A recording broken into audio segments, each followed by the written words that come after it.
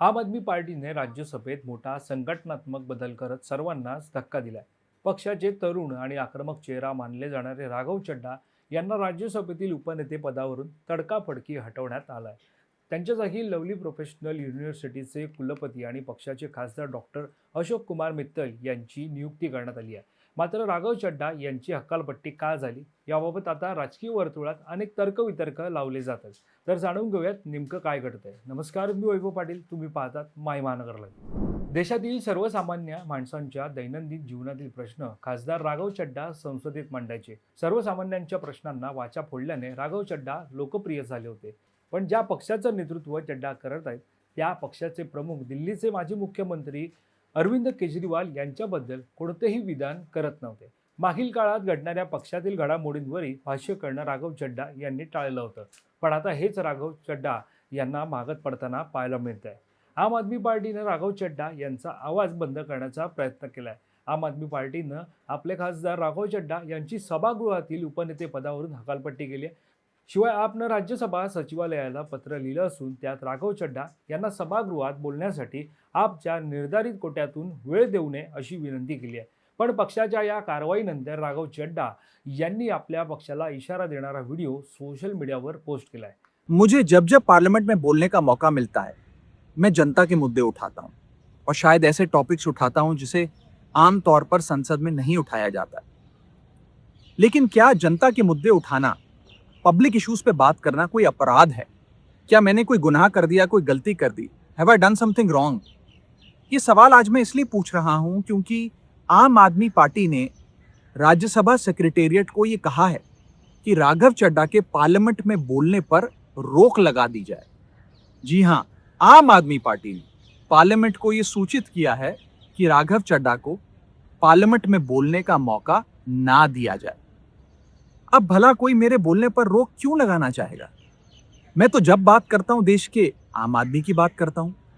Airport पर mill रहे महंगे खाने की बात रखी, जोमैटो ब्लिंकिट के डिलीवरी राइडर्स की प्रॉब्लम रखी, खाने में मिलावट का मुद्दा उठाया, टोल प्लाजा लूट से लेकर बैंक चार्जेस लूट की बात करी, यहाँ तक कि मिडिल क्लास पे टैक्स के बोझ से लेकर कंटेंट क्रिएटर्स पर स्ट्राइक क्यों करी जाती है, टेलीकॉम कंपनियां कैसे 12 महीने में 13 बार हमसे रिचार्ज कराती हैं, डेटा रोल ओवर नहीं देती हैं, रिचार्ज खत्म होने के बाद इनकमिंग रोक देती हैं, तमाम इश्यूज मैंने सदन में उठाए।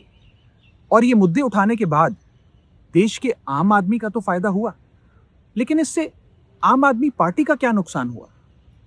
भला कोई मुझे बोलने से क्यों रोकना चाहेगा? कोई मेरी आवाज को क्यों बंद करना चाहेगा? खैर, आप लोग मुझे अनलिमिटेड प्यार देते हैं। मैं जब जब आपके मुद्दे उठाता हूं, आप मुझे सपोर्ट करते हैं, मुझे शाबाशी देते हैं, मेरा हौसला बढ़ाते हैं। मैं आपको कहना चाहता हूं थैंक यू। ऐसे ही मेरा हाथ और मेरा साथ थामे रखिएगा, छोड़िएगा मत। मैं आपसे हूं और मैं आपके लिए हूं। और जिन लोगों ने आज पार्लियामेंट में मेरे बोलने का अधिकार मुझसे छीन लिया, मुझे खामोश कर दिया, मैं उन्हें भी कुछ कहना चाहता हूं। मेरी खामोशी को मेरी हार मत समझ लेना। मेरी खामोशी को मेरी हार मत समझ लेना। मैं वो दरिया हूं जो वक्त आने पर सैलाब बनता है। जय हिंद।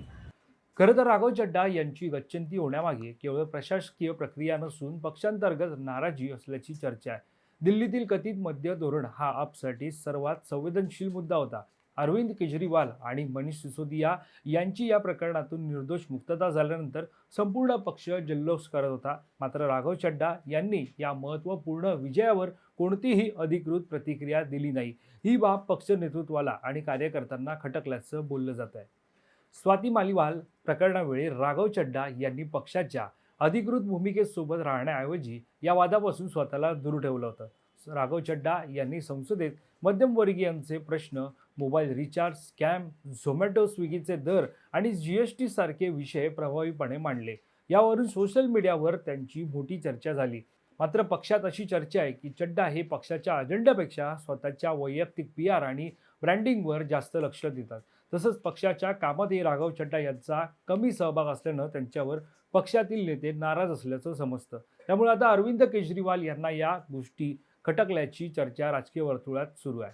दरम्यान उपनेते पदावरून हटवल्यानंतर राघव चड्डा यांनी एक्सवर एक व्हिडिओ शेअर केला.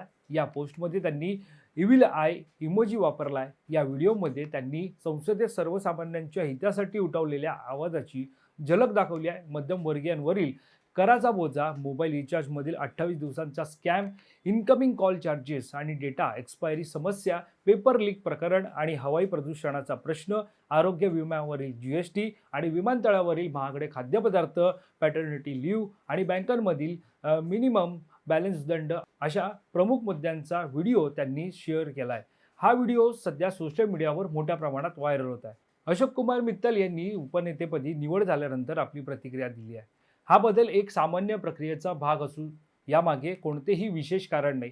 आज माझी निवड झाली आहे, उद्या दुसऱ्या कोणाची होईल. राघव चड्डा हे पक्षाचे ज्येष्ठ खासदार असून त्यांच्याकडून जे काही शिकलो ते पुढे नेऊ, असंही त्यांनी म्हटलंय. दुसरीकडे आपचे खासदार संजय सिंग यांनी या विषयावर अधिक बोलणं टाळलंय. जी माहिती द्यायची होती ती राज्यसभा सचिवालयाला कळवण्यात आली आहे, असं म्हणत त्यांनी प्रकरणावर संक्षिप्त प्रतिक्रिया दिली आहे. आता जाणून घेऊयात त्यांची चर्चा संपूर्ण देशभरामध्ये सर्वसामान्यांचे प्रश्न मांडणारा नेता म्हणून चालू आहे ते असे राघव चड्डा कोण आहेत. राघव चड्डा यांचे वैयक्तिक आयुष्य एखाद्या चित्रपटाप्रमाणे रंजक आहे. व्यवसायानं चार्टर्ड अकाउंट असलेले राघव चड्डा यांनी लंडन स्कूल ऑफ इकॉनॉमिक्समधून उच्च शिक्षण घेतलं आहे. 2011 मध्ये त्यांनी ICAI मधून CA ची पदवी मिळवली. 24 सप्टेंबर 2023 रोजी उदयपूरमध्ये राघव चड्डा आणि बॉलिवूड अभिनेत्री परिणीती चोप्रा यांचा शाही विवाह सोहळा पार पडला. लंडनमध्ये शिक्षणादरम्यान झालेली त्यांची मैत्री पुढे प्रेमात बदलली. या हाय प्रोफाईल लग्नामुळे राघव चड्डा राष्ट्रीय स्तरावर घराघरात पोहोचले. परिणीती अनेकदा संसदेच्या गॅलरीत बसून राघव चड्डा यांचे भाषण ऐकताना दिसत होत्या, ज्यांचे फोटो सोशल मीडियावरती व्हायरल होतात.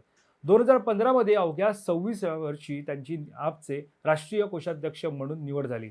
अरविंद केजरीवाल यांचे विश्वासू सहकारी म्हणून त्यांची ओळख निर्माण झाली. 2020 मध्ये राजेंद्र नगर मतदारसंघातून ते पहिल्यांदा आमदार झाले. पंजाब विधानसभा निवडणुकीत आपला मिळालेल्या ऐतिहासिक विजयात प्रभारी म्हणून राघव चड्डा यांचा सिंहाचा वाटा होता.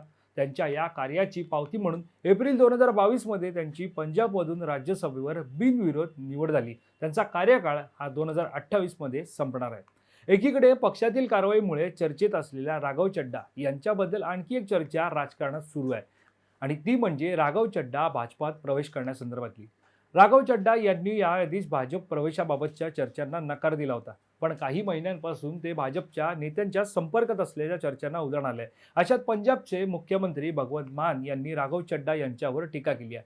राघव चड्डा यांनी भाजपसोबत तडजोड केली आहे असा आरोप भगवंत मान यांनी केला. तर पक्षाने राज्यसभेत काही विशिष्ट मुद्द्यांवर बोलण्याचा निर्णय घेतला, पण एखादा नेता कॅन्टीनमधील समोश्यांच्या किमतीवर बोलला तर असे वाटते की तो नेता वेगळ्याच भूमिकेत बोलत आहे. अशा परिस्थितीत पक्ष त्या नेत्यावर कारवाई करतो असं भगवंत मान यांनी म्हटलंय. एकंदरीत राघव चड्डा यांच्यावरील पक्षाची कारवाई, अरविंद केजरीवालांची कथित नाराजी आणि सोशल मीडियावरील राघव चड्डा यांची पक्षाला इशारा देणारी पोस्ट पाहता आम आदमी पक्षात सारं काही अलबेल नसल्याचं दिसतंय. तसंच राघव चड्डा या कारवाईनंतर काही वेगळा निर्णय घेणार का हे पाहणं तितकंच महत्त्वाचं ठरणार आहे. तुम्हाला राघव चड्डा यांच्या भूमिकेबाबत काय वाटतं? तसंच पक्षानं त्यांच्यावर केलेली कारवाई योग्य आहे का हे आम्हाला कमेंट करून कळवा. या संदर्भातली अधिकची माहिती जाणून घेण्यासाठी तुम्ही माय महानगर लाईव्हला सबस्क्राईब करायला विसरू नका. धन्यवाद.